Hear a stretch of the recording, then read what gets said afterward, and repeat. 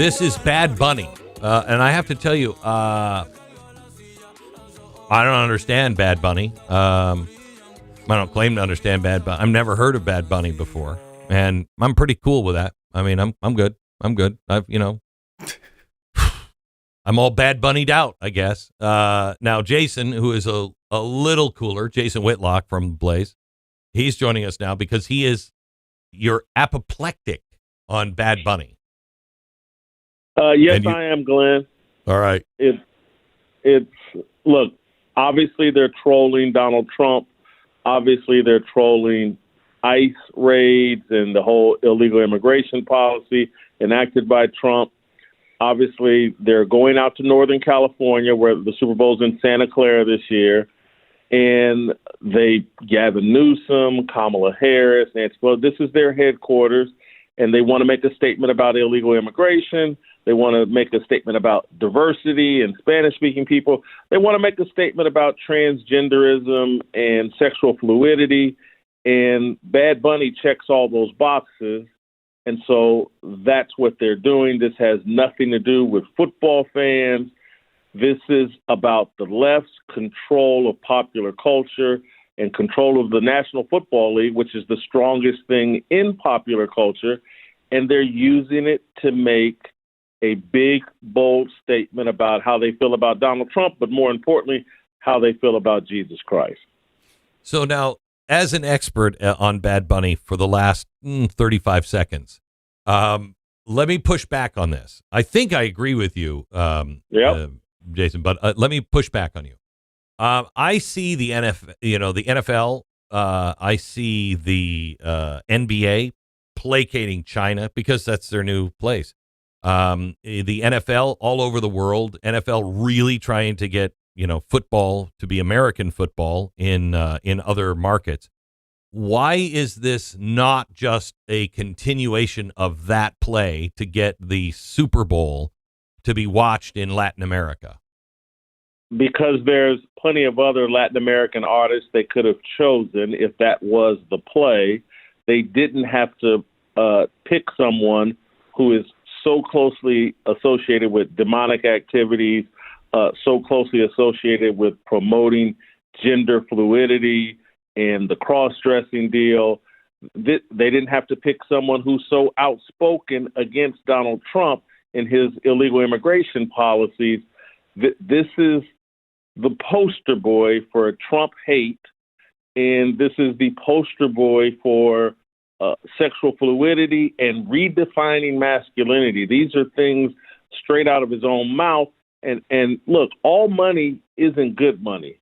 And that's what globalism is teaching us, that Correct. We can throw away all of our Christian values, all of our American values in pursuit of global money. And then what are we left with?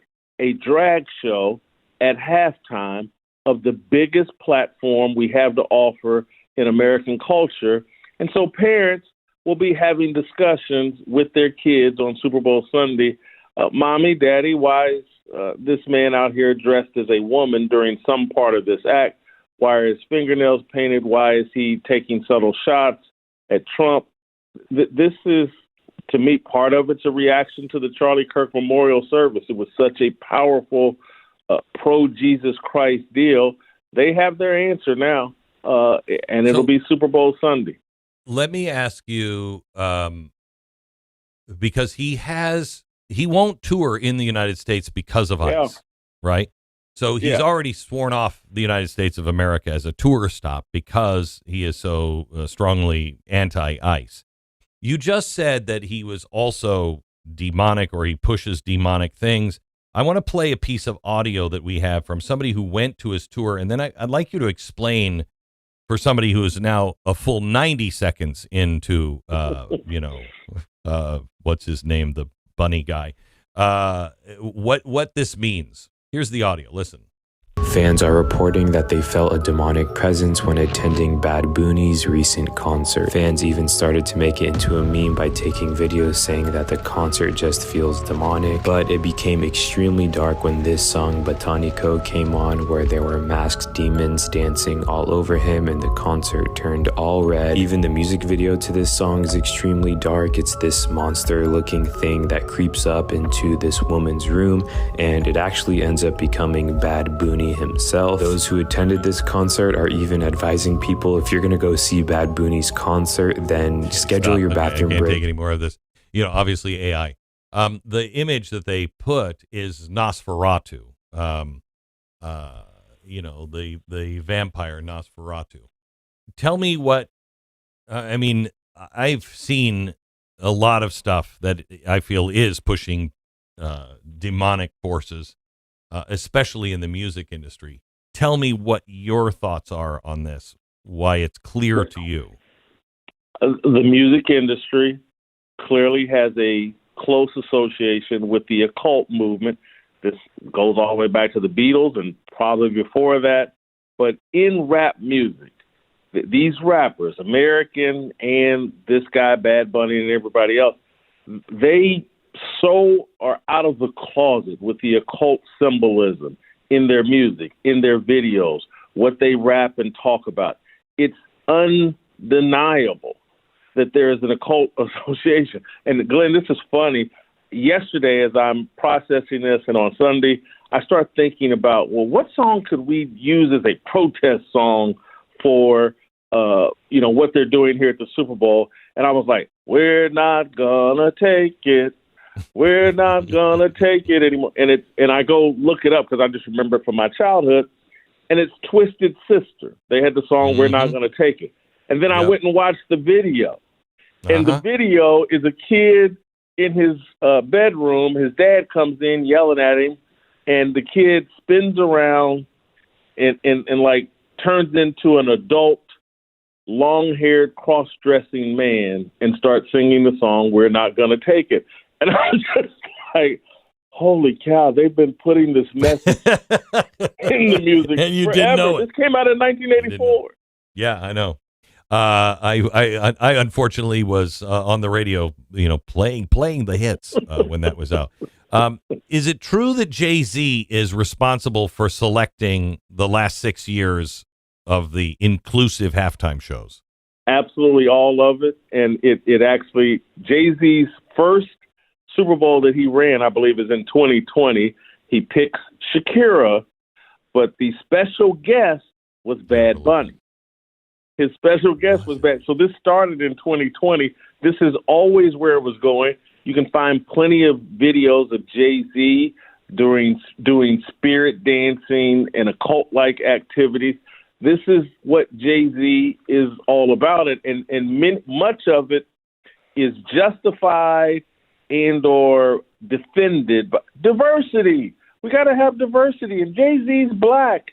And they're just upset because Jay-Z's black, and no one has to deal with, we're upset because he promotes the occult, that he promotes a form of music that is grooming our kids for violence, grooming our kids for sexual fluidity and promiscuity and degeneracy and disrespect for authority.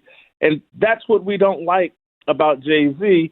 They've used this racial deal and accusations of you're a racist if you criticize Jay-Z or criticize anything defined as black culture. And if you're someone like me, they say you're an Uncle Tom and a sellout.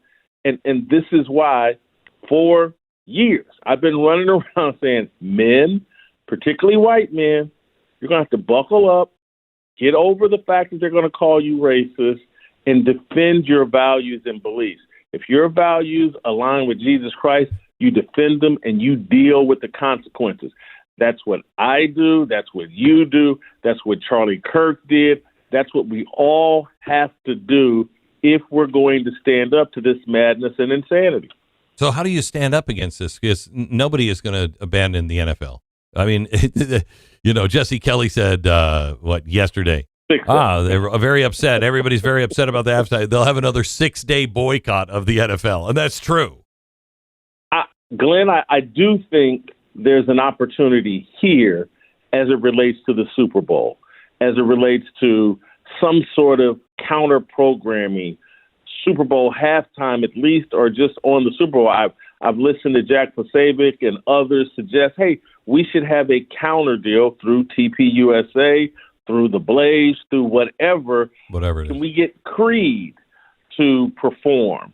Can we get, in my view, I love Forrest Frank. And I would love for churches to host events on Super Bowl Sunday in the evening so that we have, because Glenn, there's no chance of me watching the Super Bowl this year. I talked about it last year. I was upset with Kendrick Lamar. This is the bridge way too far for me. I will not watch the Super Bowl this year. I get skipping out on I don't think it's the appropriate thing to skip out on the NFL and sports altogether, because the Young Men's Christian Association, the YMCA, in the late 1800s, early 1900s, they organized sports. Sports have been stolen from Christians, and I don't believe in surrendering and just handing it over to them and to the atheists, to the secular crowd. It's a tool God intended for us to use to disciple and mentor masculine men in Christianity. It's been stolen from us by television, and we need to fight to have it back because it's a great tool to disciple young men. So I don't believe in abandoning, but as it relates to the Super Bowl, no dice for me. There's not. You couldn't pay me to watch this year's Super Bowl because I feel like I would be spitting in the face of God. Well, I will tell you that, I don't care about sports, but my family cares deeply about, the NFL and depending on who's playing. But I could see even the diehards, my son, I could absolutely see him saying, I'm turning it off. And those ratings matter. The ratings matter. Turning not just the game off, but even if you turned off the halftime show, those ratings matter a great deal. If everybody just said, I'm not watching this and turned to something else for the halftime show, that is a half step, but an important half step. Would you agree or disagree with that? I totally agree. And again, I'm using Charlie's memorial service as our blueprint. That produced incredible numbers all over the internet, anywhere that was broadcast. And I think we could do the same thing with musical performance. If Brandon Lake, Forrest Frank, Creed, whomever, if offered the alternative that, hey, just turn your TV off or whatever and open up your iPhone or your iPad or whatever, flip over on your smart TV to a counter-programmed Super Bowl halftime rather than invite the devil, Satan, into your home, I think a lot of people would take that option. I know I would. Jason, thank you so much. How you doing? I'm doing great, Glenn. Are you? I'm doing great. I appreciate it. Good. Appreciate I love you. Thank you. Hey, I know this has been a tough weekend for you, given the church deal, and so I appreciate you making some time for me today. Oh, I love you, Jason. Thank you so much. Jason Whitlock, you can follow him at theblaze.com/fearless. If you never watched Jason, he is fantastic.